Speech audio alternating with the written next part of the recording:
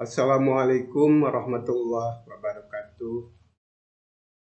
Rekan-rekan yang saya banggakan, selamat berjumpa dalam pertemuan ini, walaupun hanya melalui tatap maya. Semoga tidak mengurangi minat dan semangat untuk belajar. Saat ini, saya, Eko Smayadi, siap menyertai Anda untuk membahas tentang kewirausahaan dengan tujuan untuk menambah pengetahuan, pemahaman, dan wawasan Anda, khususnya tentang pengantar kewirausahaan. Dalam pertemuan perdana ini, kita akan membahas tentang pengertian kewirausahaan dan pentingnya mempelajari kewirausahaan dilihat dari beberapa perspektif untuk menambah wawasan Anda yang sudah ada. Namun sebelum mulai membahas topik tersebut, mari sama-sama berdoa terlebih dahulu. Semoga hari ini kita semua berada dalam keadaan sehat walafiat dan senantiasa berada dalam lindungan Allah Subhanahu wa Ta'ala. Dalam menjalankan kegiatan sehari-hari, baik bekerja maupun belajar, semoga diberi kemudahan dalam semua urusan. Dan apabila hari ini ada teman-teman kita atau saudara-saudara kita yang sedang sakit, mari kita doakan bersama, semoga lekas sembuh. Amin ya robbal alamin. Baiklah, rekan-rekan sekalian, mari kita mulai membahas materi yang sudah saya siapkan. Dan sebagai pendahuluan, sebelum masuk ke pembahasan tentang pengertian kewirausahaan dan pentingnya mempelajari kewirausahaan, mari kita awali dengan memahami realita bahwa dalam hidup dan kehidupan ini, manusia membutuhkan banyak hal. Dari sekian banyak yang kita butuhkan, kebutuhan dasar dari yang paling dasar sudah disediakan oleh Sang Maha Pencipta, yaitu Tuhan semesta alam yang menciptakan alam dan segala isinya termasuk manusia. Kebutuhan yang saya maksudkan adalah pertama, tanah atau bumi sebagai tempat kita tinggal sekaligus sebagai wahana untuk mengembangkan hidup dan kehidupan kita. Kedua, yang dibutuhkan adalah air. Kemudian ketiga, api atau panas, atau mungkin bersumber dari sinar matahari. Dan kebutuhan berikutnya adalah angin atau udara, lebih tepatnya oksigen. Tetapi dalam kenyataan sehari-hari, mungkin Anda juga menyadari atau mungkin merasakan bahwa seiring waktu, sejalan dengan perkembangan zaman, dan sejalan pula dengan perkembangan sosial, maka kebutuhan hidup manusia itu semakin berkembang, dan oleh karena kebutuhan manusia itu setiap waktu terus berubah, terus berkembang, semakin banyak, semakin kompleks, sehingga tanah, air, angin, dan api ciptaan Allah Subhanahu wa Ta'ala tersebut perlu diolah sedemikian rupa agar dapat digunakan untuk memenuhi kebutuhan manusia sehari-hari. Disinilah ilmu kewirausahaan dibutuhkan, atau disinilah tempatnya untuk mengembangkan jiwa kewirausahaan. Bahkan manakala manusia sudah masuk ke dalam kehidupan bermasyarakat, apalagi masyarakat di zaman sekarang yang sudah sangat kompleks dan dinamis, kebutuhan manusia semakin banyak dan semakin beragam.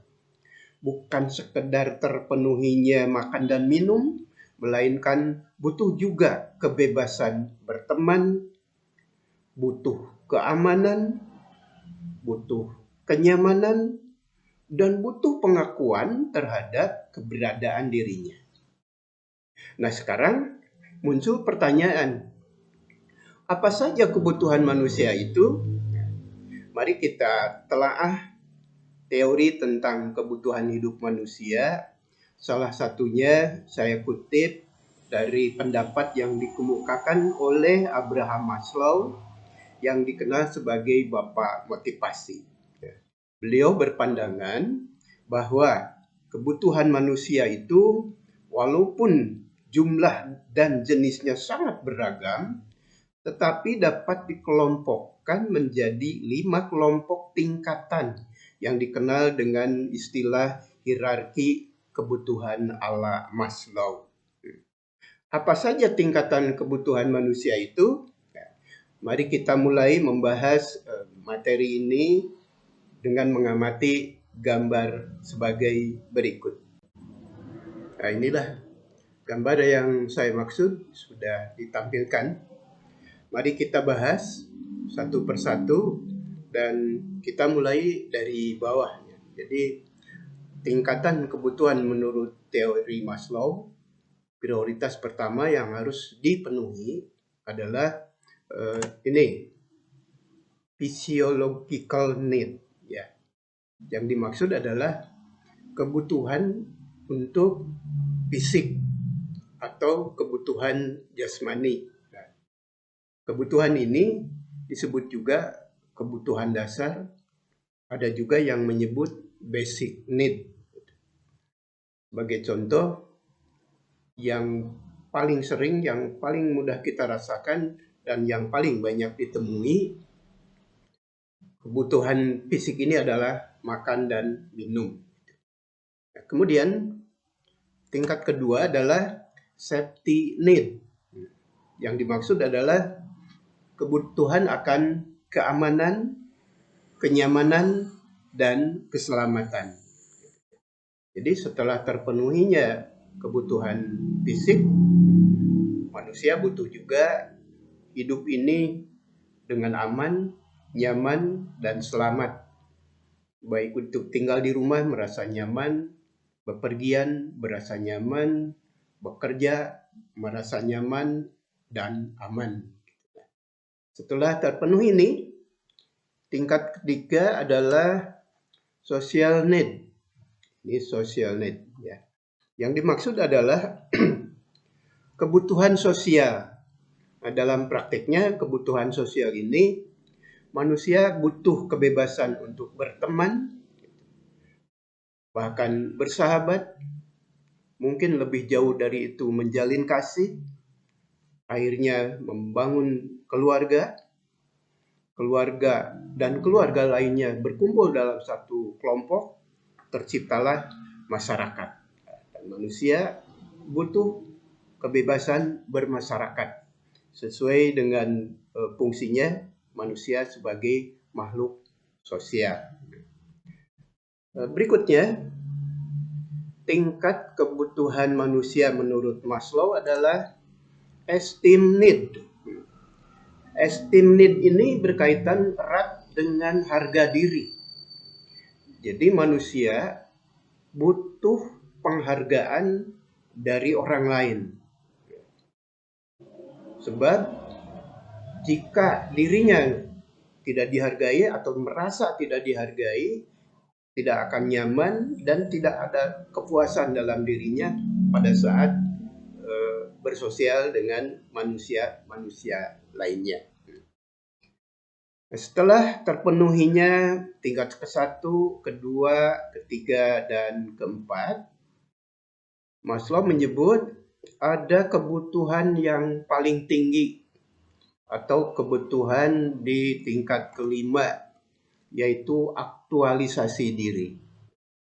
Bagi kelompok manusia yang sudah berada pada tahap ini, mereka sudah bisa memenuhi kebutuhan fisik, keselamatannya terjamin, kebutuhan sosialnya sudah ada, penghargaan sudah ada, mereka butuh ruang untuk mengaktualisasikan dirinya, menunjukkan bahwa dirinya ada, dirinya mampu, dirinya mempunyai kompetensi untuk disumbangkan kepada orang banyak.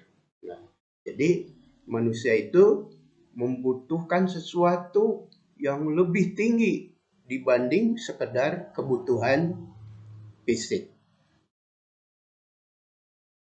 Teori ini bukan satu-satunya teori. Masih ada teori lain yang juga membahas tentang kebutuhan manusia. Hanya ketika kita fokus kepada teori ini, kita punya pandangan bahwa kalau menurut Maslow, kebutuhan yang pertama itu adalah kebutuhan fisik, bukan berarti harus terpenuhi itu dulu baru memikirkan keselamatan.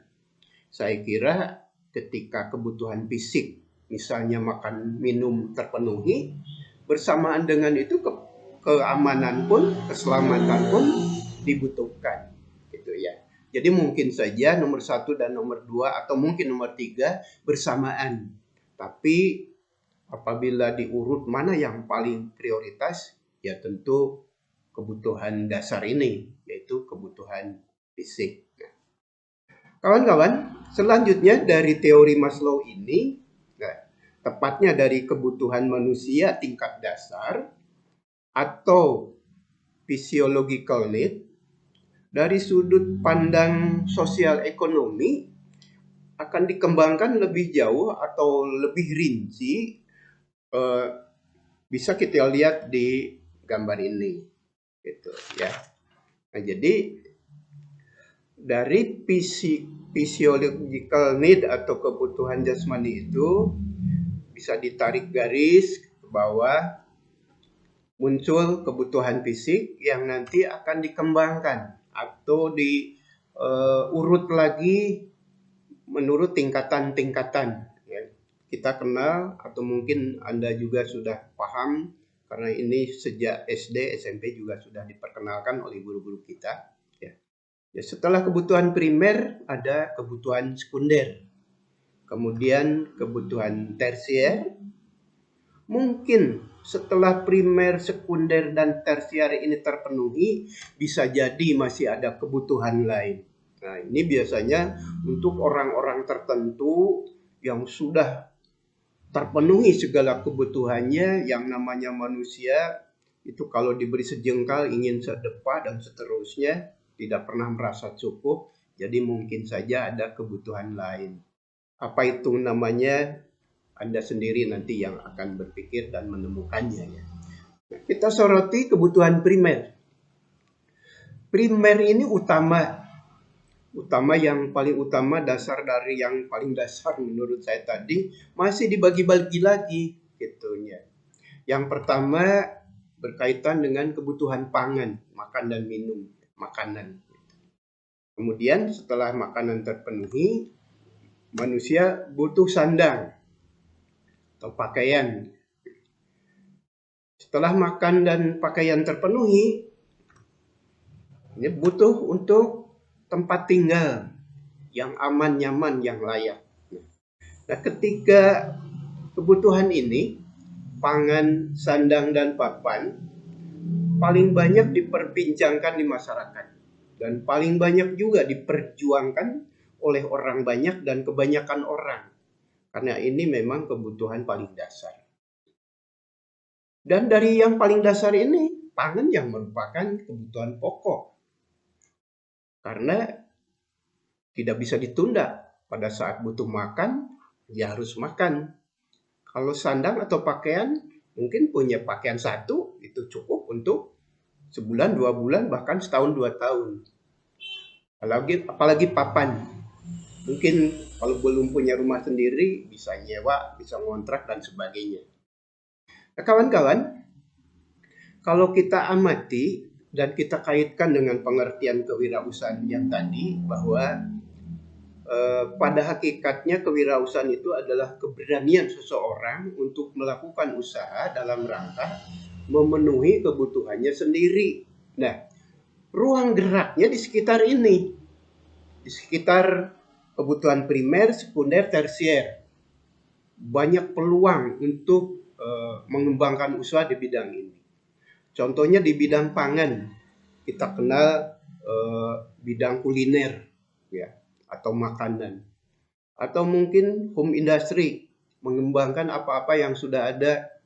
Contohnya keripik singkong, keripik pisang, gitu ya. Sandang itu mulai dari desain, lalu menjahit, atau mungkin menjual pakaian yang sudah jadi.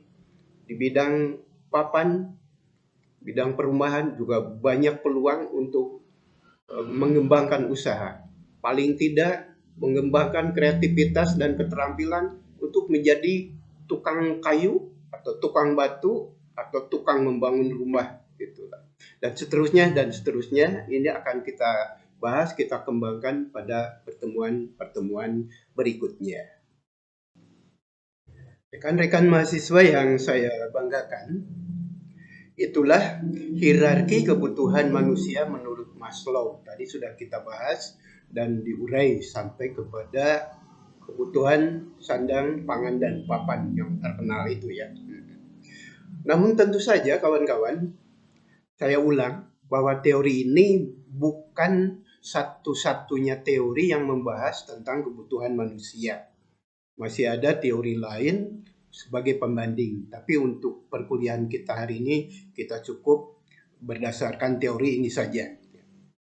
Kemudian, bagi anggota masyarakat intelektual seperti Anda, ketika memahami segala sesuatu lalu didukung teori, tentu ini akan semakin baik dan semakin bermakna gitu ya. Nah, kawan-kawan, dari penjelasan tadi kita akan semakin memahami bahwa upaya memenuhi kebutuhan hidup itu merupakan bagian dari kehidupan itu sendiri ya. Maka selanjutnya, apabila kita telah menyadari akan pentingnya pemenuhan kebutuhan hidup, diharapkan akan menjadi motivasi yang kuat untuk bertahan hidup secara sadar dan aktif. Ya. Sehingga saya berharap bisa mencegah lahirnya generasi rebahan yang terkenal sekarang ini. Kemudian, ada juga yang paling penting dari pemahaman tersebut. Jika kawan-kawan telah memahami tentang hal ini, Anda harus berani hidup. Jangan berani mati. Karena berani mati dalam sudut pandang kewirausahaan, saya kira itu tidak bermakna ya. Jadi lebih baik berani hidup, jangan ucapkan berani mati. Mulai sekarang, mari kita bangkit, mari kita berpikir, mari kita bertindak, dan berkarya. Nah, tahapan selanjutnya, saya akan membahas tentang pengertian kewirausahaan lebih detail. Tadi sudah saya singgung sedikit. Rekan-rekan mahasiswa yang saya banggakan, setelah kita bahas tentang kebutuhan manusia, mari kita bahas tentang pengertian kewirausahaan seperti yang saya janjikan tadi. Hal ini penting agar Anda paham secara mendalam tentang makna dari istilah kewirausahaan. Lalu mengapa kita perlu membahas hal ini? Karena bagi siapa saja yang tidak memahami makna kewirausahaan secara mendalam, tentu tidak akan tertarik untuk mempelajari ini, bahkan tidak mungkin mau melaksanakannya. Baik, mari kita lanjutkan. Pada pertemuan kali ini, saya tidak akan membahas pengertian atau definisi kewirausahaan menurut teori para ahli. Karena hal ini sudah banyak dituangkan atau disajikan oleh para ahli dalam buku-buku yang tersebar luas di toko-toko banyak, di perpustakaan banyak, atau mungkin kawan-kawan bisa mengakses di internet atau di sumber lain. Mengapa demikian? Saya berpikir bahwa jika orang lain bisa merumuskan istilah kewirausahaan, mengapa kita tidak? Artinya mari kita sama-sama berusaha untuk merumuskan definisi kewirausahaan menurut pemahaman kita sendiri. Agar kita mulai belajar berpikir aktif mulai sekarang. Itu maksud saya. Tapi tentu saja syaratnya perlu berpikir keras, hati-hati, dan rasional agar mudah dipahami baik untuk kita sendiri maupun oleh orang lain. Baik, kita mulai dengan membongkar atau membedah kata yang terangkum dalam istilah kewirausahaan. Jadi istilah kewirausahaan ini bukan kata asli, tapi gabungan dari dua kata lalu dilengkapi dengan awalan ke dan akhiran an, gitu ya. Ini yang saya maksud awalan ke, ini maksud akhiran an. Ketika dipisah, maka kita akan memperoleh dua kata yang masih digabung, yaitu wirausaha. Dari kata wirausaha, kita punya pemahaman bahwa ada kata wira, ada kata usaha. Ini artinya beda-beda. Tapi kenapa digabung? Nah, itu memang itulah yang menjadi istilah dalam mata kuliah kita. Nah, untuk memahami kandungan makna yang ada di dalam kewirausahaan, mari kita pisah. Kata wirausaha ini kita pisah ya. Kata wira kita geser ke sini, kata usaha kita geser ke sini. Kalau sudah dipisah begitu, kita peroleh kata wira secara mandiri, kita peroleh istilah usaha secara mandiri. Jika istilah usaha kita lepas, tinggal kata wira. Jadi maksud saya, untuk menggali makna dari istilah kewirausahaan, kata kuncinya ada pada kata wira. Mari kita lanjutkan. Ada makna apa dalam kata wira ini? Saya beranggapan bahwa dalam kata wira ini mengandung makna tentang sifat-sifat yang baik pada diri manusia. Tapi dari kamus saya temukan ini. Jadi wira itu berarti berani. Berani itu sifat laki-laki. Dari sifat laki-laki yang pemberani itu akan melahirkan seorang yang berjiwa pahlawan. Saya tambahkan sedikit informasi bahwa istilah wira atau kata wira ini banyak digunakan di dunia militer. Contohnya dalam jenjang kepangkatan. Ada yang disebut perwira pertama atau pama. Lalu ada perwira menengah, pamen. Ada perwira tinggi, pati. Lalu sebutan secara keseluruhan untuk sifat asli seorang militer adalah gagah perwira. Jadi ciri militer itu gagah atau wira. Wira itu berani. Berani apa? Berani bela bangsa. Bahkan ketika seorang anggota militer sudah pensiun, masih dibawa itu kata wira. Menjadi purnawirawan. Nah, keren ya. Nah, kalau dalam kewirausahaan berani apa? Berani usaha tentunya.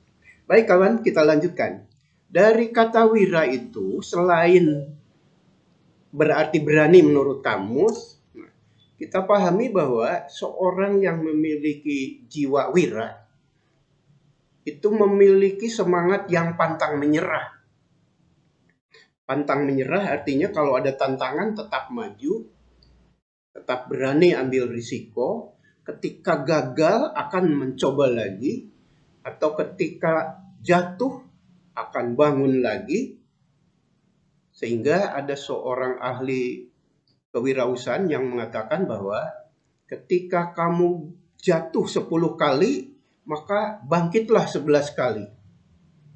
Ketika gagal, coba lagi. Gagal, coba lagi. Sambil belajar dari kegagalan itu apa kelemahan kita.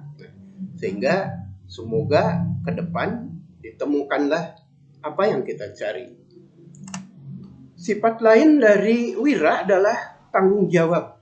Jadi orang yang memiliki sifat wira itu juga memiliki tanggung jawab. Ketika dia sudah merencanakan sesuatu, dijadwalkan, dia akan berusaha untuk memenuhinya. Jika gagal, dia akan coba lagi. Jika gagal lagi, tidak akan melemparkan tanggung jawab ke orang lain. Berikutnya, kerja keras. Nah, ini terkait dengan pantang menyerah. Seorang yang pantang menyerah pasti kerja keras untuk mencapai tujuan. Nah, ini sifat yang baik dan dibutuhkan untuk seorang wirausahawan. Kemudian, selain kerja keras juga ulet. Ketika ada kegagalan, ada kesulitan, itu tidak langsung lari, tidak langsung ditinggalkan, paling istirahat sejenak untuk berpikir, lalu coba lagi, sampai tuntas. Itu sifat seorang wira. Kemudian, dilengkapi juga dengan sifat jujur. Ya. Jujur terhadap diri sendiri, jujur terhadap orang lain. Menurut para ahli bahasa, jujur itu lurus hati. Jadi apa yang dipikirkan, apa yang ada dalam hati, apa yang diucapkan, apa yang dilakukan itu sama.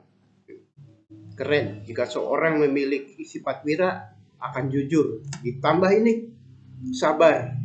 Makin lengkap. Masih banyak sebetulnya sifat-sifat terpuji lainnya yang bisa dikaitkan dengan sifat wira. Tetapi kita ambil satu lagi. Ini akan menjadi ciri khas seorang wirausahawan. Jadi kewirausahaan itu di dalamnya ada kemandirian. Mandiri artinya tidak bergantung kepada pihak lain. Tapi jangan diterjemahkan kerja sendiri, tidak. Dalam kewirausahaan butuh kerjasama dengan orang lain. Nanti akan kita bahas pada sesi selanjutnya. Kawan-kawan, setelah kita bahas, kita bongkar dari kata kewirausahaan diperoleh kata wira dan usaha, lalu dari kata wira terkandung ini. Nah, untuk memperoleh pengertian kewirausahaan, mari kita ambil salah satu arti dari kata wira, yaitu berani.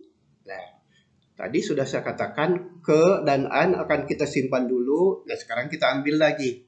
Jadi kalau awalan ke dan akhiran an digabung dengan kata berani akan melahirkan ini, keberanian. Lalu jika ditanya keberanian apa? Nah, tentu keberanian usaha. Jadi kata usaha yang tadi kita lepas kita pasang lagi. Nah, dari sini kita sudah mulai punya bahan untuk merumuskan definisi kewirausahaan menurut versi kita sendiri. Nah, ini. Jadi, kewirausahaan adalah keberanian seseorang dalam melakukan usaha untuk memenuhi kebutuhan hidup sehari-hari dengan bekerja keras, jujur, ulet, sabar, dan bertanggung jawab secara mandiri. Ini rangkaian kata-kata yang dirangkum menjadi satu kalimat yang mengandung arti, gitu ya. Semoga bisa menambah pemahaman Anda tentang pengertian kewirausahaan ini. Kemudian boleh juga ditambahkan jika Anda ingin lebih mantap atau lebih bermakna, kita tambah umpamanya nuansa religi. Dalam ajaran Islam, ketika kita berusaha untuk memenuhi kebutuhan hidup dalam arti berjuang mencari rezeki, halal dan baik. Halal dari segi hukum, baik dari segi kesehatan. Istilah yang sering digunakan adalah halalan thayyiban. Nah, jadi boleh saja ditambahkan. Contohnya menjadi begini. Kewirausahaan adalah keberanian seseorang dalam melakukan usaha untuk memenuhi kebutuhan hidup sehari-hari dengan kerja keras, jujur, ulet, sabar, dan bertanggung jawab secara mandiri dengan prinsip halalan thayyiban. Keren saya kira.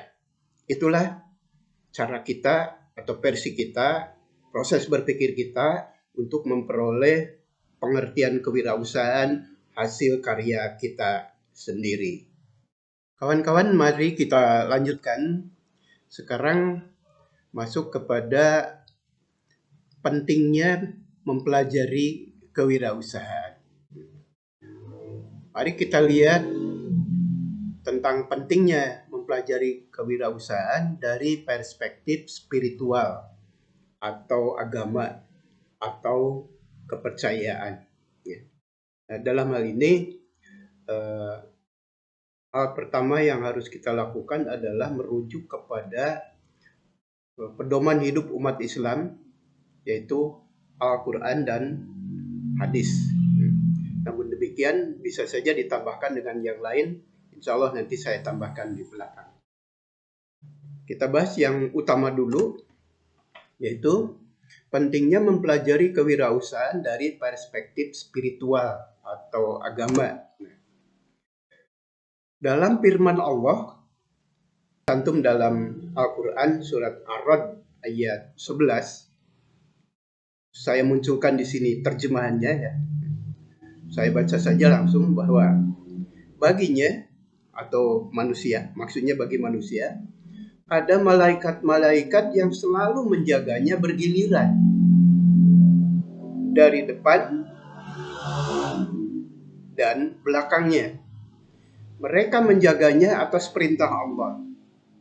Sesungguhnya Allah tidak akan mengubah keadaan suatu kaum sebelum mereka mengubah keadaan diri mereka sendiri.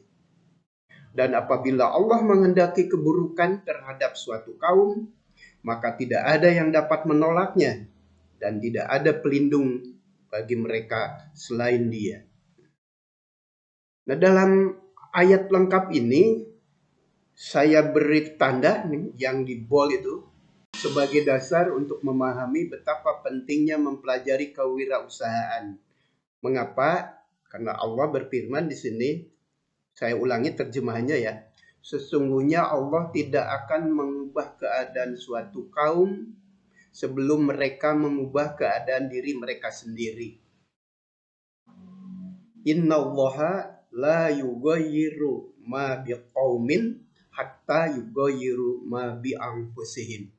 Begitu firman Allah. Nah, maksudnya kawan-kawan, dalam ayat ini ada amanat atau ada pesan bagi kita bahwa Allah tidak akan mengubah nasib kita ketika nasib kita umpamanya kurang baik, ketika ingin baik, tidak tiba-tiba menjadi baik tanpa usaha. Artinya manusia diberi tugas untuk ikhtiar atau usaha atau melakukan sesuatu untuk mencapai apa yang diinginkan. Nah, usaha atau ikhtiar inilah yang erat kaitannya dengan kewirausahaan. Karena kewirausahaan tadi dalam pengertian sudah diungkap. Itu keberanian untuk usaha, untuk melakukan sesuatu, memperoleh sesuatu. Tentu ada tenaga, ada pikiran, ada waktu, dan sumber daya lain yang digunakan. Nah, jadi inilah dasar utama bagi kita, khususnya bagi umat Islam, mengapa berwirausaha itu penting. Karena Allah sendiri mewajibkan kita untuk berikhtiar. Di awal tadi sudah saya katakan bahwa kebutuhan dasar itu sudah disediakan oleh Allah. Tanah, air, api, angin. Dari tanah tumbuh flora dan fauna. Itu semua untuk kita, untuk manusia. Tapi perlu diolah. Bagaimana cara mengolahnya? Manusia kan sudah diberi akal dan kemampuan berpikir. Dari kemampuan berpikir itulah akan lahir kreativitas. Dari kreativitas itulah akan melahirkan sesuatu yang baru. Dibaru lagi, perbaharui lagi, terus berkembang. Nah, inilah pentingnya belajar kewirausahaan dan mempelajari pentingnya berwirausaha karena memang ada tuntunannya. Ini yang pertama, kawan-kawan. Kemudian yang kedua, ada hadis Nabi terkait erat dengan semangat berwirausaha. Imam Al-Munziri rahimahullah mengatakan, dan sahabat Abu Umamah radhiyallahu anhu riwayatkan bahwasanya Rasulullah Shallallahu alaihi wasallam bersabda, "Wahai anak Adam, sesungguhnya engkau mensedekahkan harta yang melebihi kebutuhanmu itu lebih baik bagimu. Dan engkau menahannya atau tidak mensedekahkannya itu buruk bagimu. Dan engkau tidak dicela karena menahan sesuatu yang menjadi kebutuhanmu. Mulailah berinfak dengan orang-orang yang wajib engkau nafkahi. Dan tangan di atas lebih baik dari tangan di bawah." Hadis riwayat Muslim. Nah, hadisnya panjang, tapi hal penting yang terkait erat dengan semangat kewirausahaan di terjemahan ini saya beri tanda, ini di bold ya. Dan tangan di atas lebih baik daripada tangan di bawah. Al yadil ulya khairun min yadi supla. Artinya memberi itu lebih baik daripada menerima. Awas jangan disalahartikan. Tangan yang di atas bukan mengambil, tapi memberi. Gitu ya. Diulangi, ini pesan Rasul kepada kita, pada umatnya, bahwa memberi itu lebih baik dari menerima. Jadi mari kita berlomba-lomba untuk selalu menjadi pemberi atau berada pada pihak yang memberi, pada pihak yang bersedekah. Kalau zakat jadi mujaki, tidak jadi mustahik. Artinya kita disuruh bekerja keras lagi. Sama dengan, bukan sama, senada memperkuat dengan apa yang disampaikan dalam Al-Quran. Firman Allah bahwa manusia wajib berikhtiar. Nah, dalam berikhtiar itu, dalam prakteknya, jangan mengambil cara yang mudah, yaitu dengan berharap kasih sayang atau belas kasihan orang lain. Bekerjalah sendiri, peras keringat sendiri, sesuatu yang dihasilkan dari hasil memeras keringat sendiri itu berkah. Ini yang pertama, pentingnya mempelajari kewirausahaan dari perspektif spiritual atau perspektif agama. Kemudian kalau kita berpikir serius, mencari celah-celah lain untuk mengaitkan semangat berwirausaha dengan ajaran agama, dari ibadah wajib pun sebetulnya bisa kita tarik benang merah betapa pentingnya berwirausaha untuk bekal ibadah. Contoh, dalam ibadah sholat itu adalah salah satu rukun yang mengharuskan ketika sholat itu berdiri menghadap kiblat. Untuk bisa berdiri itu harus kuat. Untuk kuat harus sehat. Untuk sehat harus makan. Agar bisa makan harus berusaha. Nah, gitu. Kemudian dari syarat, ya, syarat sholat itu harus menutup aurat. Menutup aurat. Menutup aurat berarti memakai sesuatu, ya kain. Itu juga harus dipenuhi melalui berusaha. Demikian juga yang lain-lain. Dikaitkan dengan zakat sama. Apa yang bisa dijakatkan kalau kita sendiri tidak mempunyai harta. Jika ingin memperoleh harta dan ingin melaksanakan ibadah zakat, berarti harus ikhtiar, harus usaha. Demikian juga dengan ibadah haji, memerlukan biaya yang cukup besar, ya berarti juga harus berwirausaha. Nah, itulah pemahaman saya, semoga Anda juga ikut memahami betapa pentingnya mempelajari kewirausahaan. Baiklah kawan-kawan, mari kita lanjutkan. Sekarang kita pelajari bagaimana pentingnya mempelajari kewirausahaan dari perspektif geografis. Ya. Coba kita lihat ini. Ini letak geografis negara kita itu berada di antara dua benua, yaitu benua Eropa dan benua Australia. Ini merupakan dua benua yang aktivitas penduduknya cukup dinamis sepanjang zaman dari dulu sampai sekarang. Dari benua Eropa ke benua Australia, dari Australia ke benua Eropa itu ada jalur perdagangan. Nah, kemudian ada samudra, yaitu Samudra Hindia dan Samudra Pasifik. Nah, ini juga ada jalur perdagangan melalui jalur laut. Nah, di mana letak negara kita tercinta? Ada di satu titik di antara dua garis itu. Nah, di sinilah. Maka titik ini ya, titik ini merupakan posisi atau letak yang sangat strategis. Nah, disinilah letak Republik Indonesia berada. Disinilah letak negeri kita tercinta. Lalu apa pelajaran yang bisa dipetik dari kondisi ini?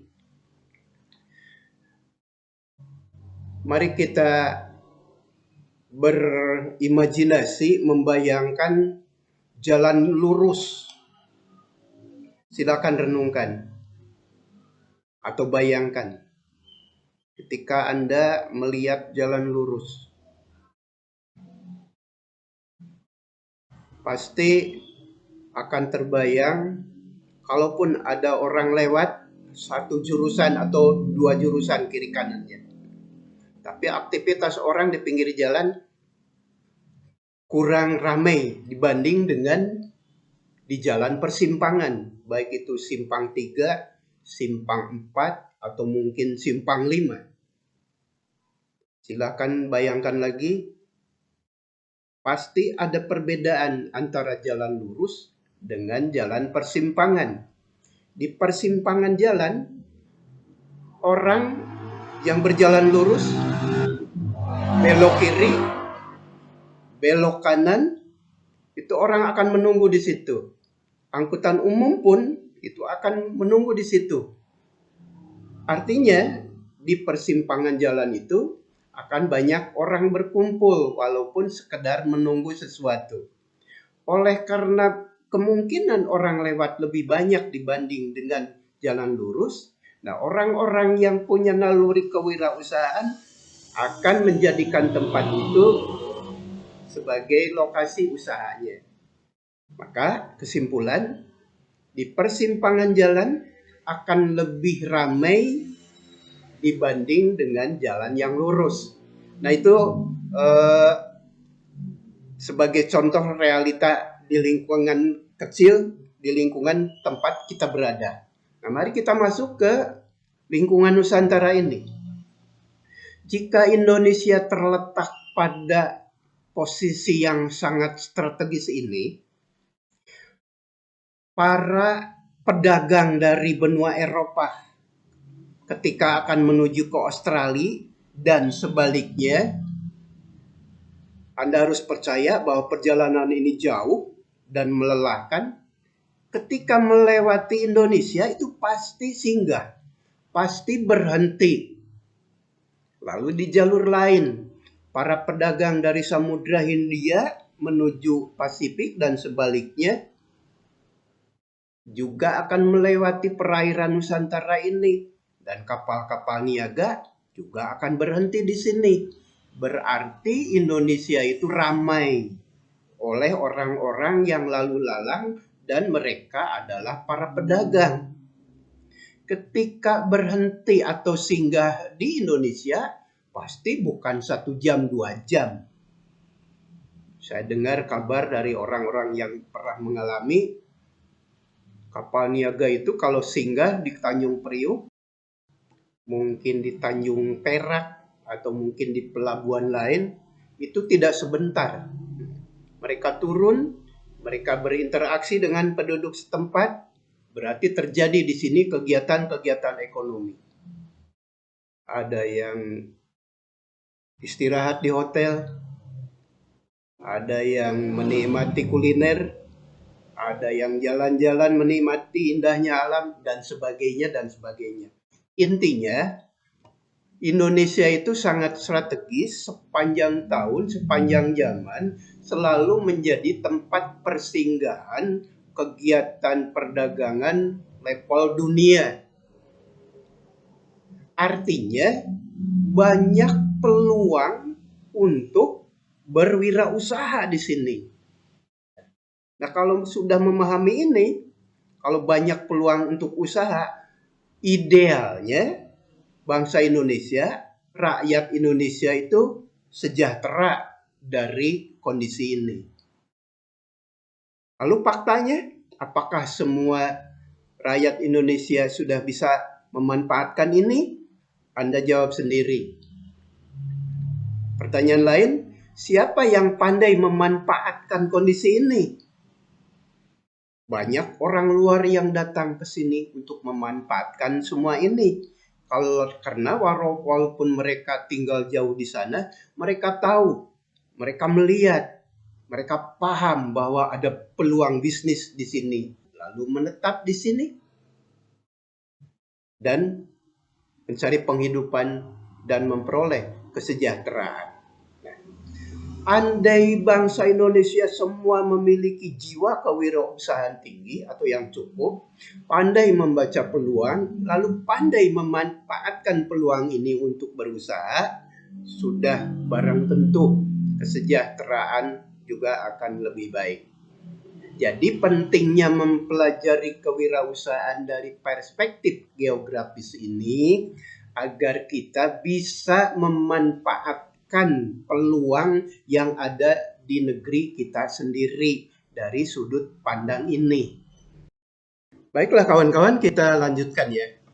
Jadi tadi setelah kita memahami pentingnya mempelajari kewirausahaan dari sudut pandang atau dari perspektif geografis, agar kita paham betapa banyaknya peluang usaha di negeri kita ini. Dengan memiliki jiwa kewirausahaan, kita akan tahu bahwa ada peluang di situ, kita akan mampu mengambil peluang itu untuk dimanfaatkan dalam meningkatkan kesejahteraan. Artinya, jangan sampai peluang itu justru diambil orang. Baik, sekarang selanjutnya, pentingnya mempelajari kewirausahaan dari perspektif kekayaan alam. Yang dimaksud kekayaan alam negeri kita sendiri. Jadi, yakinkan diri kita sendiri, sadari diri kita sendiri bahwa sebetulnya kita itu negara kaya. Kaya akan sumber daya alam. Ini sudah muncul satu data nih. Dari mana kita tahu bahwa negara kita ini kaya? Yang pertama, kita memiliki pantai terpanjang kedua sedunia.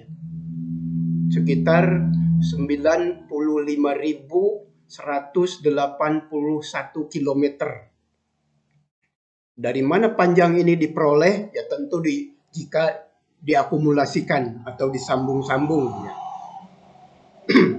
Panjang pantai Pulau Sumatera, ditambah panjang pantai Kalimantan, ditambah panjang Pulau Jawa, lalu ditambah pantai yang lain.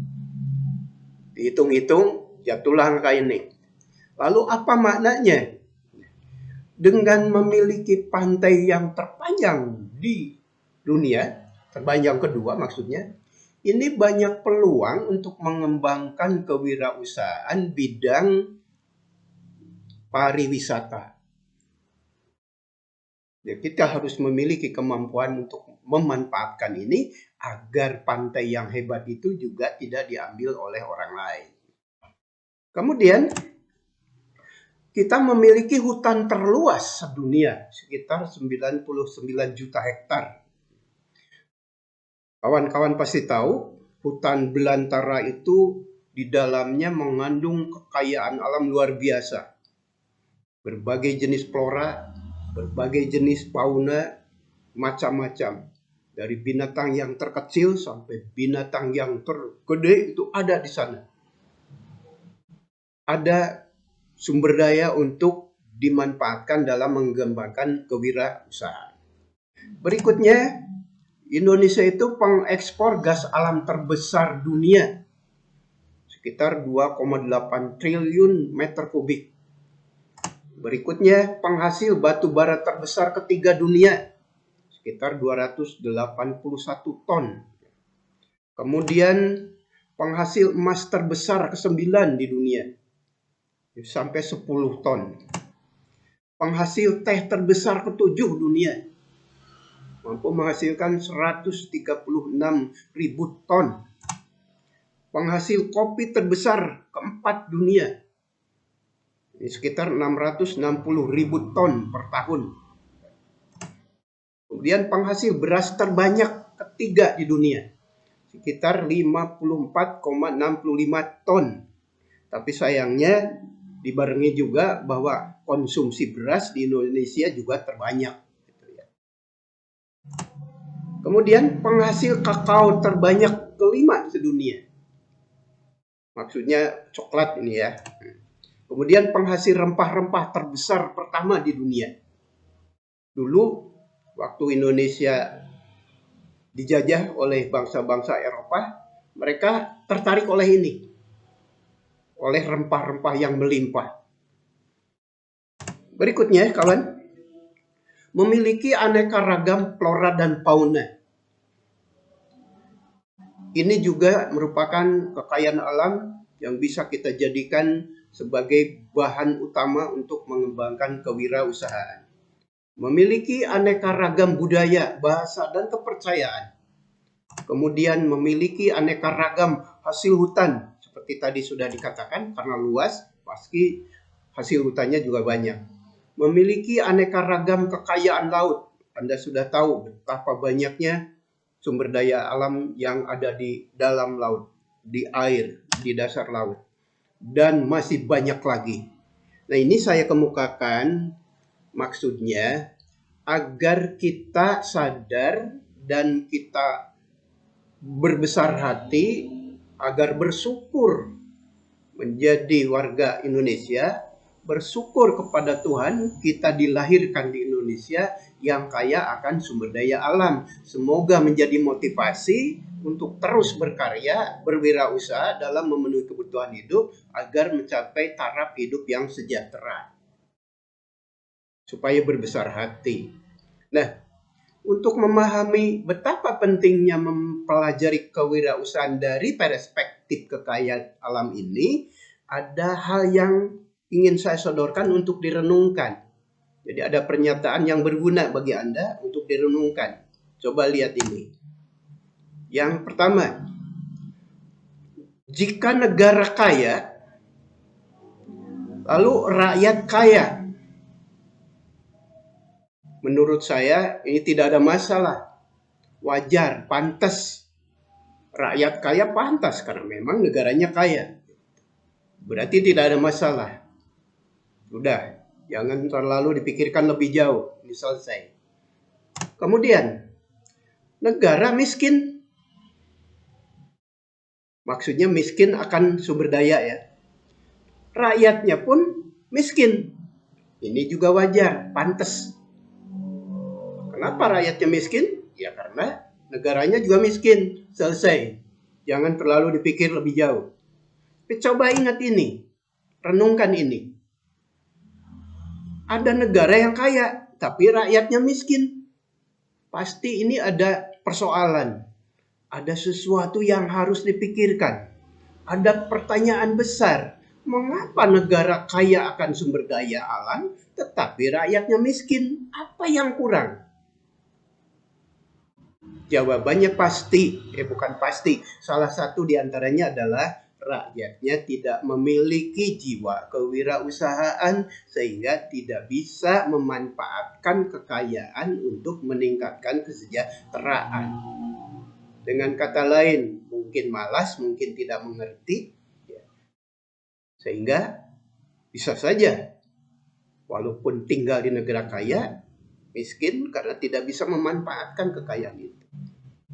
Lalu yang keempat, jika negara itu miskin, tapi rakyat kaya, ini juga menimbulkan pertanyaan. Apa bisa negaranya miskin akan sumber daya alam, tetapi rakyatnya kaya? Jika ada negara yang seperti ini, apa yang mereka lakukan? Jawabannya sudah bisa ditebak. Pasti mereka berpikir, pasti mereka kreatif, pasti mereka terus berjuang mengembangkan jiwa kewirausahaan. Nah, 4 pernyataan inilah silahkan direnungkan di mana posisi kita, apakah di yang pertama, yang kedua, yang ketiga, atau yang keempat. Anda bisa memahami ini salah satunya dengan mencari contoh. Mana negara kaya yang rakyatnya kaya? Anda tahu lah. Mana negara yang miskin dan rakyatnya miskin? Pasti Anda juga punya jawaban. Negara apa yang kaya akan sumber daya alam tapi rakyatnya miskin? Silakan renungkan, ada atau tidak. Lalu ada tidak negaranya yang miskin akan sumber daya alam tapi rakyatnya kaya? Nah, semoga renungan ini bisa memicu Anda untuk berpikir keras, mencari solusi, mengembangkan motivasi bagaimana cara memperbaiki taraf hidup agar naik pada kesejahteraan yang diharapkan melalui kewirausahaan. Saya kira cukup sampai di sini. Terima kasih atas perhatian. Mohon maaf atas segala kesalahan atau kekeliruan saya. Saya pamit. Assalamualaikum warahmatullahi wabarakatuh.